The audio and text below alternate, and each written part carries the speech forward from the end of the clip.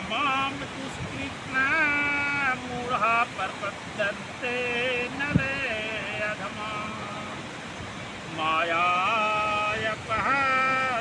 ज्ञानायासुरं भावम् आश्रिता।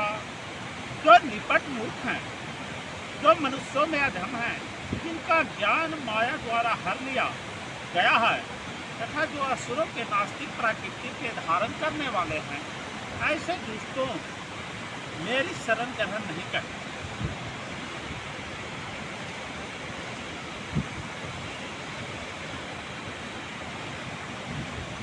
भगवद गीता में यह कहा गया है कि श्री भगवान के चरण कमलों का शरण ग्रहण करने से मनुष्य प्रकृति के कठोर नियमों को लांघ सकता है। यहाँ पर यह प्रश्न उठता है कि तो फिर विद्वान, दार्शनिक, वैज्ञानिक, व्यापारी, शासक तथा जनता के नेता सर्वशक्तिमान भगवान श्री कृष्ण के चरण कमलों के शरण क्यों नहीं ग्रहण करते? बड़े बड़े जननेता विभिन्न विधियों से विभिन्न योजनाओं बनाकर अत्यंत धैर्यपूर्वक जन्मांतर तक प्रकृति के नियमों से मुक्ति की खोज करते हैं, किंतु यदि मुक्ति भगवान के चरण कमलों के शरण ग्रहण करने मात्र से संभव हो, तो यह बुद्धिमान तथा श्रमशील मनुष्य इस सरल विधि को क्यों नहीं अपना? तो नास्तिक योजना निर्माताओं को यहाँ पर दुष्कृतना कहा गया, जिसका अर्थ है दुष्टजन। कृति का अर्थ पुण्यात्मा होता है। तो नास्तिक योजना निर्माता कभी कभी अत्यंत बुद्धिमान और प्रतिभाशाली भी होते हैं, क्योंकि किसी भी विराट योजना के लिए चाहे वह अच्छी हो या बुरी, बुद्धि की आवश्यकता होती है। लेकिन नास्तिक की बुद्धि का प्रयोग परमेश्वर की योजना के विरोध करने में होता है, इसलिए नास्तिक योजना निर्माता दुष्कृति कहलाता है। इससे सूचित होता है कि उसकी बुद्धि तथा प्रयास उल्टी दिशा की ओर हो। तो गीता में यह स्पष्ट कहा गया है कि भौतिक शक्ति परमेश्वर के पूर्ण निर्देशन में कार्य करती है, तो उसका कोई स्वतंत्र प्रभुत्व नहीं है। तो जिस प्रकार छाया पदार्थ का अनुसरण करती है, उसी प्रकार यह शक्ति भी कार्य करती है। तो भी यह भौतिक शक्ति अत्यंत प्रबल है, और नास्तिक अपने अनिश्वरवादी स्वभाव के कारण यह नहीं जान सकता कि वो किस तरह कार्य करती है। न ही वो परमेश्वर की योजना को जान सकता कि किस तरह कार्य करती है, और न ही वो परमेश्वर की योजना को जान सकता।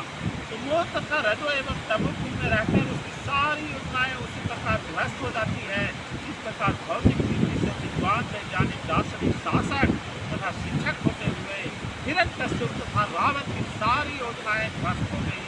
और ये दुष्कृति या दुष्ट 4 प्रकार के होते हैं, जिनका वर्णन नीचे दिया जाता है। मूढ़, पहला है मूढ़। वे जो कठिन श्रम करने वाले भारवाही पशुओं के भांति निकट मूर्ख होते हैं।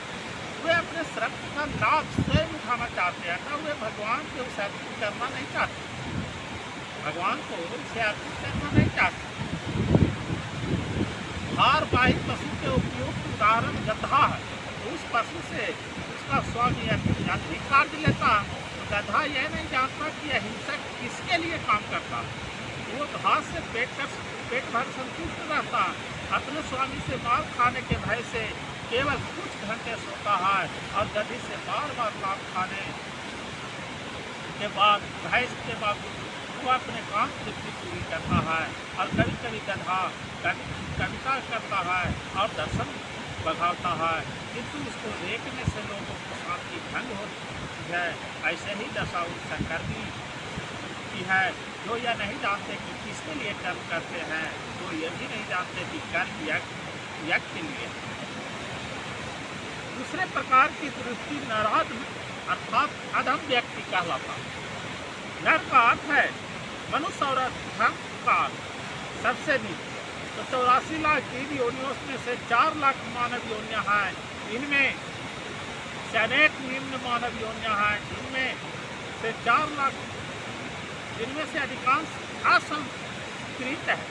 तो सब मानव योनियाँ वे हैं जिनके पास सामाजिक, राजनीतिक और धार्मिक नियम जो मनुष्य सामाजिक तथा राजनीतिक दृष्टि से उन्नत है किंतु जिनका कोई धर्म नहीं होता वे नराधम माने जाते हैं और धर्म ईश्वर विहीन